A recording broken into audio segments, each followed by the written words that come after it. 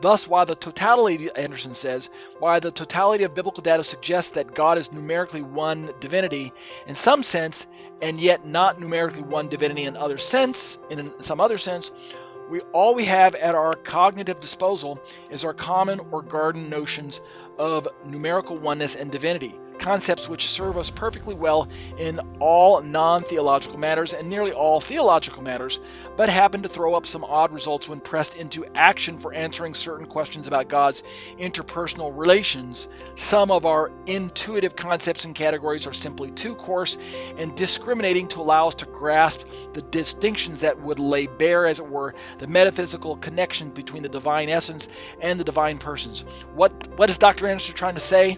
He's trying to say, in plain language, to those of us who approach the Bible from a highly technical, analytical, philosophical puzzle approach, like Dr. Tuggy does.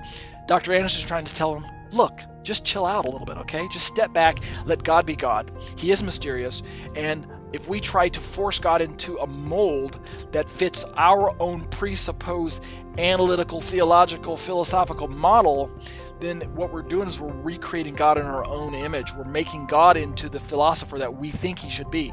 We're forcing God into the analytical model that we think he should fit into.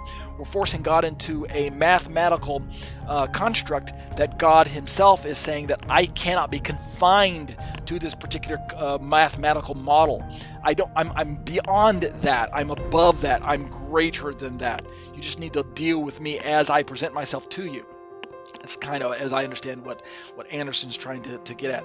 And in closing, Anderson says, God, we may presume, has a perfect grasp of these distinctions and hence can see without difficulty just how there's no breach of the law of non-contradiction, right? How one thing can both be and not be at the same time, which is a law that we ourselves have, we as humans have articulated, but God himself, being above the boundary of human articulation, has no problem understanding how he himself can exist both in one way and yet not exist at the same time. In other words, he doesn't breach this law, but he doesn't have to conform to it either.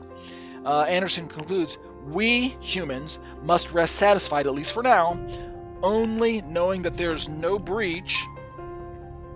In a nutshell, the fundamental mystery here is one of information limitation rather than a logical violation. So, in the end, what Dr. Anderson is trying to propose is that we have information limitation. That's what the macro boils down to. The Bible contains perfect information, albeit when we as humans, and this is my conclusion, when we as humans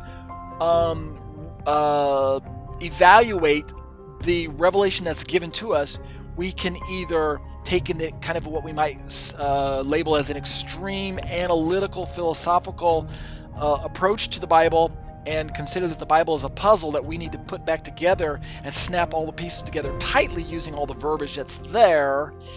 And once we do that, we are then satisfied that this puzzle is accurate if all the pieces are snapped together and none are missing.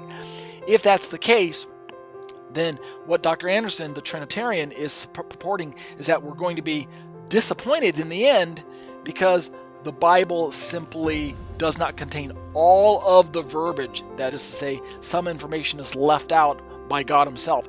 Why God leaves that information out, we cannot say. We have no right to go back and edit God's document and say, God, we think you should have said this. You're missing some pieces here. You had a typo here. We think you need to rephrase this. Can we edit this for you, God? Your self-disclosure is illogical. It's contradictory. Things like that. So that's all that Dr. Anderson's trying to really purport for us. All right, so I think we've covered this section in the Mysterian approach. We're now ready to turn next week to, is Yeshua God? An appeal to history. And we're going to look at another Trinitarian by the name of Dr. Branson. Remember, we're working down through the idea of looking at the Trinity through the various lenses of not just the Unitarian, but we're trying to work our way towards, and I'm getting to this, we're working our way towards the examination of passages about the Trinity. Is Yeshua God? An examination of passages about the Trinity. And we're trying to avoid simply cherry picking. We're working our way towards the context. We're building the context, and we're like a court case making our defense using research, using context, using reason, We're trying to use reason to work our way towards that, so that when we begin to read those passages, it's not so surprising why God would say something in one passage and then back it up with something else in another passage. We've already got the background before us, okay? Let's close in prayer. Abba, bless you.